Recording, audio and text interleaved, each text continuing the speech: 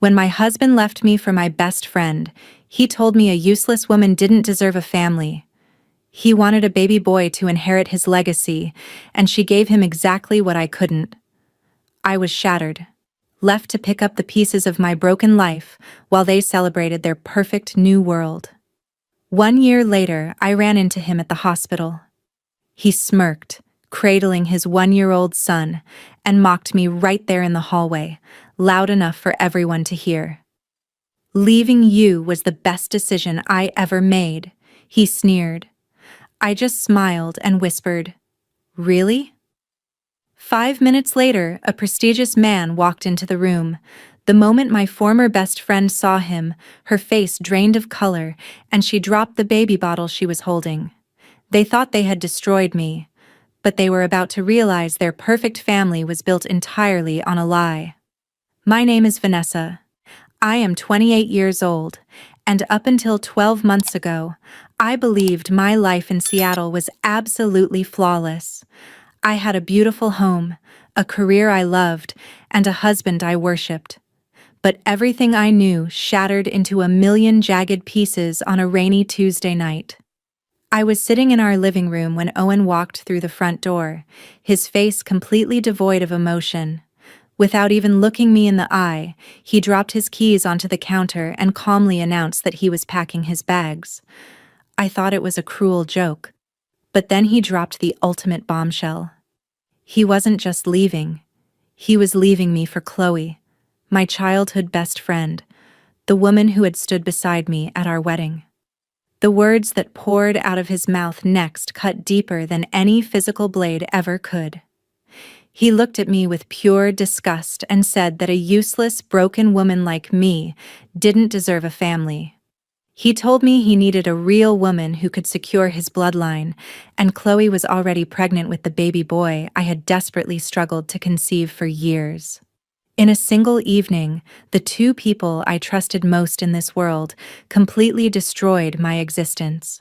They stripped me of my dignity, my marriage, and my lifelong friendship, leaving me entirely alone in the hollow shell of our house. As Owen walked out the door with his luggage, he didn't care that he was leaving behind a completely broken person. He was already stepping into a celebrated new world with my best friend, leaving me buried alive under the heavy weight of their ultimate betrayal. The grueling months that followed the divorce were a blur of isolation and deep depression. While I sat alone in the quiet darkness of my apartment, trying to piece my shattered soul back together, Owen and Chloe were busy flaunting their new life all over social media. Every single post felt like a deliberate slap in the face. There were photos of the lavish baby shower, ultrasound pictures captioned with "Our Little Prince," and eventually, a flood of celebratory images welcoming their newborn baby boy into the world. It seemed like the entire world was applauding their betrayal while I was expected to just fade away into nothingness. But seeing their smug, smiling faces online triggered something deep inside me. I realized that crying over people who treated my pain like a victory was a waste of my life. So, I made a choice. I completely deleted all my social media accounts, cut every single tie to our mutual acquaintances, and vanished from their sight. I decided to channel every ounce of my grief, anger, and humiliation into a secret personal transformation. I went back to school, threw myself into my studies, and eventually landed an elite position at the city's leading medical research hospital. I was completely rewriting my destiny, building a life of true purpose and success, completely hidden from their toxic world. Before I tell you what happened next, comment the city you are watching from so I can see how far my journey of healing and transformation has reached. They thought they had buried me in the dirt, but they had absolutely no idea I was actually a seed, quietly growing stronger in the dark. A year had passed since the day my life completely imploded, and I was finally beginning to feel like myself again. One bright Tuesday morning, I was walking down the pristine, quiet hallway of the hospital's exclusive VIP pavilion. As a lead researcher, I usually spent my days tucked away in the quiet sanctuary of the laboratories, but today I needed to deliver some urgent patient data to the oncology board. I was focused, holding a sleek digital tablet, wearing my crisp white lab coat with a newfound sense of pride and professional accomplishment. But as I rounded the corner near the private pediatrics wing, my feet suddenly froze flat against the polished linoleum floor. Two incredibly familiar faces were standing just a few yards away from me, and the sight of them made my breath catch instantly in my throat. It was Owen and Chloe.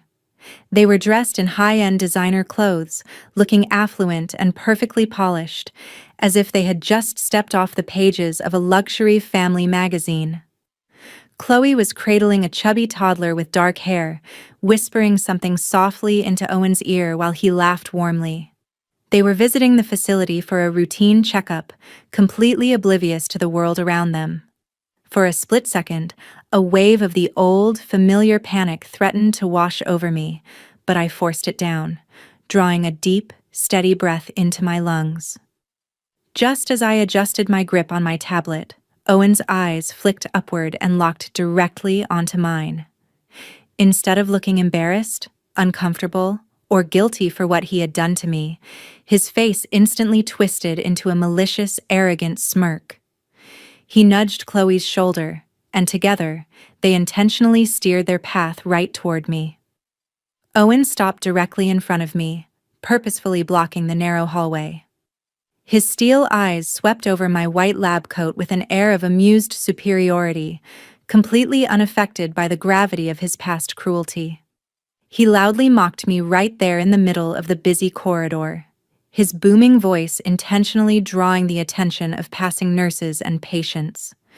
He sneered that leaving me was the absolute best decision he had ever made, loudly proclaiming that a useless woman simply couldn't have children. He boasted about how lucky he was to have a beautiful 1-year-old son with my former best friend.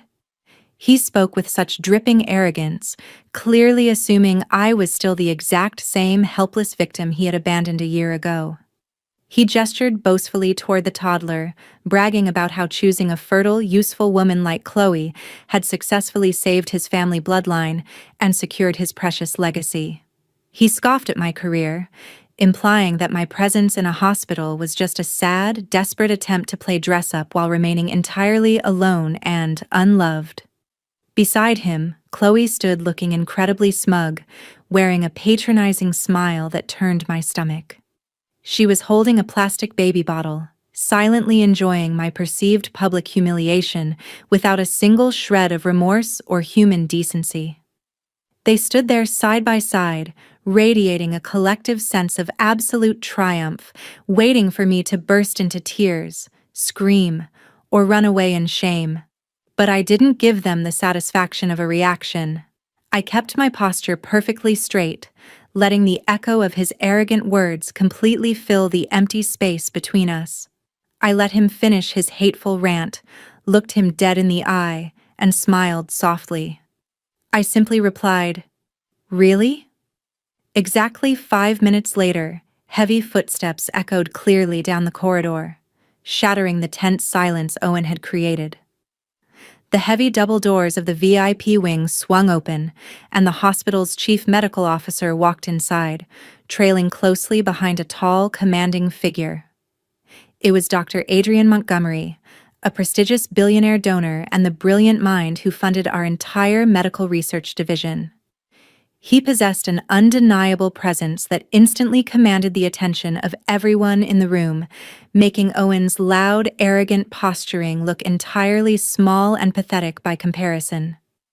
Owen's eyes widened slightly as he recognized Adrian from local business journals, his smug demeanor instantly shifting into a desperate attempt to look influential. He began to smooth his designer jacket, clearly preparing to step forward and eagerly introduce himself to the wealthy mogul. But Adrian didn't even glance in Owen's direction. He walked right past the stunned couple, a warm, genuine smile breaking across his handsome face the moment his eyes locked onto mine. Without a moment of hesitation, he wrapped his arm affectionately around my waist, pulling me close in a protective gesture that spoke volumes. He looked down at me with pure admiration and addressed me as his brilliant fiancé, loudly thanking me for compiling the lead research data for our upcoming foundation board meeting. Owen stood frozen, his mouth dropping open in absolute shock as the sudden revelation of my immense success and high-status relationship completely brought his world to a halt. The woman he had labeled as useless was standing as an equal beside the most powerful man in the city, and the look of sheer disbelief on his pale face was absolutely priceless. As Adrian introduced himself, his eyes casually glanced down at the baby boy sleeping in Chloe's arms. A look of quiet recognition passed over his face as he stared at the child's distinct features, then flicked his gaze up to Chloe. He tilted his head, adjusting his glasses, and calmly mentioned that he recognized her face from the hospital's high-end, confidential private fertility database. He explained that as the primary donor and chairman of the facility, he personally reviewed the files of clients utilizing their premium genetic selection program. The very moment the words left Adrian's mouth, the smug expression on Chloe's face instantly vanished, replaced by a look of sheer terror. Her skin turned completely pale, as white as a ghost, and her hands began to tremble so violently that she lost her grip entirely. The plastic baby bottle she was holding dropped straight out of her hand, crashing loudly onto the polished floor and spilling milk everywhere. Owen stared at her, completely confused by her extreme reaction, but Adrian wasn't finished. With a calm, clinical tone, he revealed a shocking truth that Chloe had frantically tried to hide from the world. 2 years ago, during a routine health panel at this very hospital, Owen had been diagnosed as completely and permanently medically infertile. Chloe knew this, and to trap him into leaving me, she had secretly used an anonymous sperm donor from our database to get pregnant. The baby boy Owen loved so much, the child he claimed secured his precious family bloodline and inheritance, didn't have a single drop of his DNA. His perfect new family was built entirely on a massive, calculated deception. Owen's world completely collapsed right there in the hospital hallway as the devastating weight of the truth finally sank in. The pride and arrogance drained from his face instantly, replaced by a hollow look of pure horror. He turned to Chloe, his voice shaking with a terrifying mix of rage and disbelief, demanding to know if it was true. Chloe couldn't even look him in the eye. She just sobbed hysterically, her silence confirming every single word Adrian had just spoken. Owen had destroyed his own marriage, threw away his dignity, and branded me as useless, all to inherit a child that wasn't even his. Adrian and I didn't say another word. We calmly turned around and walked away hand in hand, leaving the cheating couple to publicly tear each other apart as security moved in to quiet them down. Over the next few months, justice handled the rest beautifully. Owen filed for a bitter divorce and sued Chloe, but the scandal completely ruined his reputation and his business. Today, I live in a gorgeous new cottage by the coast, surrounded by peace, success, and a man who truly loves me for who I am. Life has a beautiful way of taking care of karma, proving that what is built on cruelty and lies will always crumble in the end. Do you think Owen got exactly what he deserved? Or should I have let him find out the truth on his own?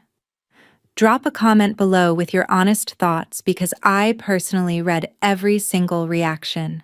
Also, if you want to see how sweet revenge can truly get, click on either of the 2 videos on the screen right now to dive into our channel's absolute biggest plot twists. I will see you over there.